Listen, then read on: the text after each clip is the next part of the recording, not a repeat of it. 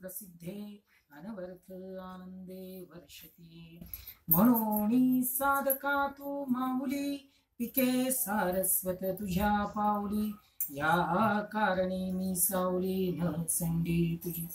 अहो सद्गुरूचे कृपा दृष्टी तुझे कारुण्य जया ते अधिष्ठी। तो सकल विद्यांचे सृष्टी धात्रा होय। ये मराठीच्या नगरी ब्रह्मविद्येचा सुकारू करी। घेणे देणे सुखची वरी होत्या जगा। तू आपुलेनी स्नेह पल्लवे माते पांघरविशील सदैवे। तरी आताची ह्या घे नेहमी माय। पुंडलिका वरदा हरी विठ्ठल ज्ञानदेव तुकाराम। जे पुरुषार्थ सिद्धी चौथी घेऊन या आपुल्या हाती। रिगाला भक्तिपंथी जगा देतो कैवल्याचा अधिकारी। मोक्षाची सोडी बांधी करी की जळाचे परी तळवटू घे। म्हणून गा नमस्कारू तया ते आम्ही माथा मुकुट करू। तयाची टाच धरू हृदय आम्ही तयाच्या गुणांची लेणी लेवू आपली वाणी। तयाची कीर्ती श्रवणी आम्ही लेवू तो पहावा हे डोळे। म्हणून चक्षुजी मज डोळे हातेची नीलीला कमळे पूजवी तया ते। दोवरी दोन्ही भुजालू घेऊन आलिंग्या लागुनी तयाचे अंग। तया संगाचे निसुरवाडे मज विदेहा दे धरणे गडे। प्रस्तुत प्राप्त प्रसंगी सेवेकरता निवडलेली ओवी ह्या 12व्या अध्यायातली श्लोक क्रमांक 19 त्याच्यामध्ये भक्तांची लक्षणं वर्णन करणाऱ्या ह्या ओव्या आहे।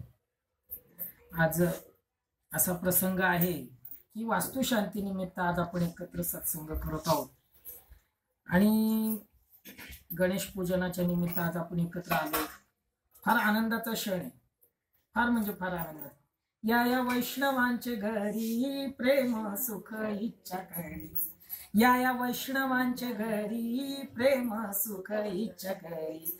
रिद्धी सिद्धी द्वारी रिद्धी सिद्धी द्वारी कर जोडून तिष्ठती। कर जोडून तिष्ठती कर जोडून तिष्ठती। मी आज शंकर बाबा नाही ना, शंकर बाबा नाही म्हणत, वैष्णव म्हणतो। म्हणून आज वैष्णवांच्या घरी सत्संग या वैष्णवांच्या घरी। आणि कोणाचं सुख? प्रेम सुख इच्छा करी आणि रिद्धी सिद्धी अशा तिष्ठतद्वारी उभे। आणि त्यांना कोणती सिद्धी प्राप्त झाली बरं? म्हणून मी आज ती ओवी घेतली। जे पुरुषार्थ सिद्धी चौथी घेऊन या आपल्या हाती। निघाला भक्ती पंथी जगा देतो। जसे बाबा आहेत तसे आता शंकर बाबा पण होणार त्या दिवसात। म्हणून त्या ओव्या मी घेतल्या, त्या निवडल्या। वैष्णव कोणाला म्हटलंय? जाणीव शहाणीव ज्ञाते पण सांडोनी जातीचा अभिमान। जो होय मजा अनन्य शरण तो जाण वैष्णव माझा। नाही का? वैष्णव जन तो तेने काही जे पीड पराई जाणे। वैष्णव म्हणजे असा कळवळ आहे। दृष्टांत द्यायचा ठरला तर आता समजा आपण चाललोय रस्त्याने चालताना एक समजा प्राणी कुत्रा म्हणा किंवा डुक्कर असं पडलेलं आहे। 3 प्रकारची माणसं भेटणार। एक माणूस असं रस्त्याने म्हणा फार वाईट, बरोबर की नाही? दुसरा माणूस काय म्हणणार? अरे रे रे, तो त्याला पाणी पाजण्याचा प्रयत्न करणार आणि तिथंच जाणार। तिसरा माणूस काय करणार? त्या प्राण्याला उचलणार रस्त्याच्या कडेला किंवा त्याची विधी करणार किंवा त्याला डॉक्टरकडे घेऊन जाणार। मग याला म्हणतात वैष्णव। वैष्णव म्हणजे सांडोनी जातीचा अभिमान जो होय माझा अनन्य शरण। आणि शरण कसं आहे? जो होय माझा अनन्य शरण त्याचे निवारी मी जन्म मरण। शरणागता शरण दीजिए। मग ते आता भगवंताला शरण गेलं पाहिजे ना। मग त्या शरण जाण्याच्या काही रीती आहे, नाही का? आज आपल्याला समर्थ सद्गुरूंकडून जे नाम प्राप्त झाले, नाही का, असं अनादिकालचं जे नाम आहे त्याचं फार मोठं व्याख्यान केलेलं आहे साधू संतांनी, वेदामध्ये आहे, सगळं आहे। पण श्रवण करता म्हणजे एकदा गायकवाड अशा म्हणल्या होत्या, देणाऱ्यामध्ये पण तेवढं सामर्थ्य, घेणाऱ्यामध्ये पण तेवढं सामर्थ्य। देणारा तर प्राबल्यच आहे, कैवल्याचा अधिकारी, मोक्षाची सोडी बांधी करी की जळाची परितळवटू घे। हे ज्ञानेश्वर महाराज सांगतात। म्हणजे तो कैवल्याचा अधिकारी, तो देण्याला प्रबळ आहे. पण आता दृष्टांत असा येतो माझ्या डोळ्यापुढे, जे महावाक्याची ध्वनी आपल्या कानामध्ये कर्णपटलावर बोध झाला आपला, नाही का, त्याची तीन असं दृष्टांत आहे. कालच माझ्या वाचनातून गेला की मूर्तिकार होता येईल, त्याने 3 मूर्त्या बनवल्या, फार सुरेख मूर्त्या, त्यांचे अवयव वगैरे सगळे सारखे. तर एक मूर्ती पारखदार करणारा आला तिथे आणि म्हणाला की महाराज ह्या मूर्त्या कितीला दिल्या? तो म्हणतो बघा, ही पहिल्या क्रमांकाची जी मूर्ती आहे ना ती 5,000ची, दुसऱ्या क्रमांकाची जी मूर्ती आहे ती 50,000ची, आणि तिसऱ्या क्रमांकाची जी मूर्ती आहे ना ती 1,00,000ची आहे. म्हणतात ते दिसतात सारखेच, आणि वर्म झाले तो नाही का, दिसताना ते सगळे सारखेच आहेत. तर म्हणले असं काय आहे? तर म्हणले असंच आहे, त्याच्यासाठी तुम्हाला परीक्षा घ्यावी लागेल त्या मूर्त्यांची. तर मग म्हणले तिथे एक महात्मे होते, ते म्हणले तुम्हाला सांगतो कशा कशा यांच्या निवड या मूर्तिकाराने बनवलेल्या आहे. तर त्याने एक सुतळीचा एक धागा घेतला, तो एक धागा घेतल्यानंतर एका कानात घातला आणि दुसऱ्या कानातून तो बाहेर काढला. बघा ही 5,000ची आहे, ही मूर्ती 5,000ची. बर, दुसऱ्या मूर्तीकडे गेली, त्याची परीक्षा घेतली, त्या मूर्तीच्या कानातून इकडून घातलं तर ती इकडून बाहेर निघाली, ही 50,000. तिसरी जी मूर्ती आहे ना ती ज्या वेळेला त्या कर्णपटलावर गेली, ती रशी टाकली गेली त्याच्यामध्ये, तर ती अंतरंगात उतरली. तो म्हणतो बघा ही 1,00,000ची. आज तागायत आपल्याकडे प्रवचन कीर्तन सगळी चालू आहे, बरोबर का नाही? पण आता ते कर्णपटलावर आपण ऐकतोय, पण ते तसं रुजवतोय का आपण? मग ज्याने त्याने आपल्या चौकशा करून घ्यायच्या की आपल्या मूर्त्या 5,000ची आहे का 50,000ची आहे का 1,00,000ची, बरोबर की नाही? बरं, आपण सांगतो दुसऱ्यांना, म्हणजे मला दुसऱ्या गावाकडे जायचंच नाही, जे काय असते ते, पण माझा एक एक माणूस आपल्या श्रीपाद बाबांकडून ज्यांनी अनुग्रह घेतलाय, मी असं म्हणत नाही कोणी अधिकारी असो, ते इतके परफेक्ट पाहिजे म्हणून त्यांनी प्राबल्य मिळवलं पाहिजे. पण काय आपली माणसं जरा कमकुवत होतात कुठेतरी, आणि नाण्याच्या जशा 2 बाजू आहेत तसा अभ्यास सुद्धा परिपूर्णतेचाच असावा, नाही तर मौन धरलेलं बरं. शास्त्र असं सांगतं मौनम सर्वार्थ साधनम, नाही का बाबा? म्हणून मौनामध्ये सुद्धा एक आनंद आहे.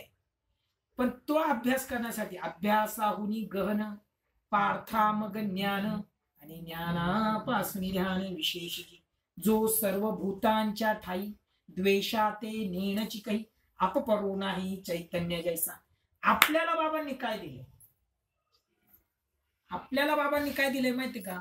आपणची विश्व झाला तरी भेदभाव सहजची गेला, म्हणून द्वेष उठेला जया पोषा. ऐसा बोधुच केवळ जो होऊन असे निखळू, त्याही वरी बघतो माझ्या ठाई. म्हणजे काय? ऐसा बोध आपल्याला प्राप्त झाला, आणि तो निखळ आहे. पाण्यात सुद्धा कचरा होईल पण बोधात नाही बरं, देणाऱ्यामध्ये कचरा होईल पण बोधात नाही बरं, घेणाऱ्यामध्ये कचरा होईल पण बोधात नाही बरं. मग आपल्याला जे अनादी नाम आहे ते बोधाचं नाम काय सांगतंय? बोधाचं नाम सांगतोय बरं का. मी आज 3 प्रकाराने समजावणार. एक म्हणजे अनुग्रहाच्या अगोदरची स्थिती, अनुग्रह घेतल्यानंतरची स्थिती, प्रबोध झाल्यानंतरची स्थिती, आणि ज्ञानोत्तर पण सांगणार. पण शॉर्ट बट स्वीट, जास्त ताणायचं पण नाही, जास्त हे. पण ज्ञानेश्वर महाराज भक्ती योगामध्ये का शेवटी आपल्याला भक्तीच प्राप्त करायची, भक्तीचीच आपली वाट आहे. पुढे ज्ञान वैराग्य धर्म येते, नाही का? पुढे भक्तीने धरिले हाती, मागे ज्ञान वैराग्य धर्म येते. मग काय भक्तीचे ना, त्याच्यावर प्रेम करणं हीच भक्ती आहे. मग आता अनुग्रहाचा माणूस, अनुग्रहाच्या अगोदरची स्थिती. समजा ज्या व्यक्तीला माहिती नाही देव काय, कसं काय, हेच चाललंय काय, बरं आता ते खाणारे असतील, नॉनव्हेज वगैरे खाणारे, आता समाजही तसंच आहे, नाही का? आता माझ्या घरची परंपरा मी चालू केली, माझ्या मुलाला मी 1 वर्षाचा असतानाच माळ घातली, पण माझ्या पहिली परंपरा नव्हती ना तशी, त्यामुळं त्याला आपण भेद करू शकत नाही. आणि मोक्षरेख्याला भाग्यविनटाला यांच्याकडे बँक बॅलन्स पाहिजे, पुण्याची जोड पाहिजे, तर ह्या गोष्टी होतात. पण ज्या वेळेला माऊली ज्ञानोबांना जर विचारलं का बाबा असं काय आहे, कृष्णाने ज्या वेळेला सांगितलं, अर्जुनाने प्रश्न केला भगवंता की देवा कलियुगात हे असं सगळं बाजार चाललेलं आहे, भक्तीचं काय वर्णन आहे, कुणी जसं पाहिजे तसं वागतंय किंवा काय. तर कृष्ण म्हणले बरोबर आहे तुमचं म्हणणं, ठीक आहे. अथवा हे चित्त मनबुद्धी सहित माझ्या हाती चुंबित न शक्सी देऊ. मग त्यांच्यासाठी उपाय सांगितला. या मी अनुग्रहाच्या अगोदरच्या स्थितीत सांगतोय बरं का. अथवा हे चित्त मनबुद्धी सहित माझ्या हाती चुंबित न शक्सी देऊ, म्हणजे तू जर आहे ना बाबा चित्त माझला स्वाधीन नसेल करू शकत किंवा बुद्धीही माझ्या ठिकाणी अर्पण करू शकत नाही, पण तू एक काम कर, थोडासा वेळ देत जा. मग आपल्याला समजा अशी कोणी व्यक्ती भेटली नवीन साधक, तर ज्याच्या गळ्यात माळ नाही, ज्याच्याकडे नाम नाही, नाही का, ह्या अशा व्यक्ती आपल्या पुढे येणार पुढे भविष्यात, आणि आपल्याला कार्य करायचं बाबांचं. मग त्यांना लगेच हॅमरिंग नाही व्हायला पाहिजे काय हे यांचं तिंक चालवतात, असं नको नाही. म्हणून आणि आपल्याला नॉलेज काय आहे की जळाचे परी नाही का. बरं तुका म्हणे मज घरून त्यांची सेवा पहिली, आता त्यांची सेवा आपल्याला करावी, त्यांची सेवा पहिले आपल्याला करावं लागेल. मग अशा व्यक्तीला काय सांगायला पाहिजे, त्याला डायरेक्ट नामापुढे नेतात, पण जामीनदाराचं काम आहे त्याच्यावर नजर ठेवायची. जामीनदार काय करतात माहितीये, बाबा ओळखतात का जो कोणी घेऊन आलाय, बाबा ओळखतात, पण जामीनदारांनी एकदा ते दिलं तर हे सुटलं, ते सुटलं, पण त्याचं साधना पुढे, त्याची साधना नाही, तो अटॅचमेंट नाही. मग अशा व्यक्तीला आहे ना पहिलं सत्संगाला 11-12 सत्संग त्याला अटेंड करायला लावायचे. त्याला काय म्हणायचं, बाबा तुला काय खायचं ते खा, तुला काय प्यायचं ते पी, नाही का, तुला कुठं पिक्चर सिनेमात खेळ, पण एक काम कर, जेव्हा आम्ही बोलू ना तेव्हा तू येत जा, पहिली त्याच्या परीक्षा घे, तू किती आपल्या सत्संगाला अटेंड करू नका काही संग धरा. आपण काय करतो, बाबांचं नाम घ्यायला जातो, पण तो सत्संगाला नंतर अमावस्या पौर्णिमा वगैरे त्याचं चालूच राहतो. काय मग ते लोक काही असे असतात, माझा जिवंत अनुभव ते जाणून घेण्यासाठी येतात, मग आपली फसगत होऊ शकते.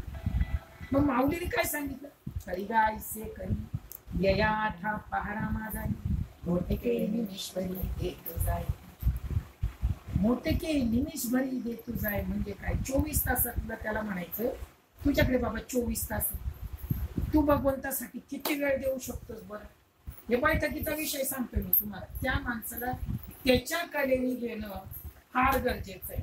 त्याला जर हॅमरिंग केलं तर तो आपल्यावर चढ बोलणार आहे. मग आपण आपल्या वाट्याला काय तर नैराश्य पण येतं, अरे नाम घेत नाही असं, अरे तुझा जन्म व्यर्थ केला असं, बाबा बाबा बाबा. तो तर मग जे काय चालू होतं ते बंद करायचा ते असं चालणार. मग तैसे भोगातून निघता चित्त मज माझी रिगता, ते बॉटल त्या बघू झालं. समजा आता या बॉटल मध्ये अर्ध गटाराचं पाणी, म्हणजे ग्लास, समजा आता ग्लास नाही माझ्या, अर्ध गटाराचं पाणी, आणि मला हे गटाराचं पाणी शुद्ध करायचं. काय करायचंय, शुद्ध करायचं. तर मग काय करावं लागेल, मला हे गटाराचं पाणी बाहेर नाही काढायचं, पण याला शुद्ध करायचं. काय करावं लागेल, चांगलं पाणी प्रेशर टाकावं लागेल. हा काही जण म्हणते तुरटी फिरवा, हे करा ते करा, नाही. तर ह्या गटाराच्या पाण्याला मला बाहेर काढायचं, थोडंसं पाणी त्याच्या खाली जावं लागेल, बरोबर की नाही. त्यामुळे हे पाणी जे आहे गटाराचं ते स्प्रेड होणार बाहेर, प्रसरण पावणार, आणि परिणामी जे शुद्ध पाण्याचा जो मारा होतोय तो याच्यामध्ये साठवला जातो. मग माऊलीने अनुबरायांची ओवी तशीच आहे. काय ओवी आहे माऊलीची, तैसे भोगा तुम्ही निघता चित्त मज माझी रिगता हळूहळू पण दुसरा. ज्या वेळेला नामाचा प्रेशर इथं बसला, नामाचा प्रेशर व्हायचा, इथं प्युरिफाय पण चालू झाला. आता तुम्ही म्हणा नाम, आता नामाचा विषय आला. आता हा जो अनुग्रहाच्या अगोदरच्या स्थितीचा जो माणूस आहे त्याला नाम माहिती नाही, पण वैखरी वाणीचं भजन तो करू शकतो. असे काही ज्ञानोबरायांचे अभंग आहे. आता संपत महाराजांबरोबर चर्चा झालीच माझी, त्यांच्याबरोबर पण मी संवाद हा साधलेला आहे. तर महाराज अशा पद्धतीचं काय, भागवतात 29व्या अध्यायात तसा विषय आलेला आहे का स्त्री पुत्र स्त्री शूद्र यांचा उद्धार करायचा तेव्हा कसं करावं, हे तर सगळं असं मान्य होईल. मग त्यांना पहिलं आहे ना प्युरिफाय करून घ्या, मग त्यांना वैखरी वाणी द्या, त्यांना ज्ञानेश्वरी वाचन द्या, त्यांना सत्संगाला अटॅचमेंट करा. मग असे त्यांचं आहे ना 11 वेळा होऊ द्या, त्यांना सत्संगाला हा येता का तुम्ही, या आज आमच्याकडे सत्संग आहे बरं का, या या या, मग यांना बोलवा 11 वेळा. नाम घेताना जरा तरसवा त्यांना, जैसी जीवना वेगळी मासोळी तैसा बोधा लागी तळमळी. मग काय म्हणलं, तळमळी नाही का, तळमळ व्हायला पाहिजे त्या नवीन साधकामध्ये. पण आपण काय करतो, हा चालेल लगेच घेऊन जातो नाम. तुम्हाला मी सांगतो, मी अभ्यासाच्या दृष्टिकोनातूनच बघतो, हे जे नाम आहे हे सर्वसाधारण नाम नाही. आज ताऱ्यात वारकरी संप्रदायामध्ये याच्याविषयी किती ऍक्ट असताना हे माहिती नाही.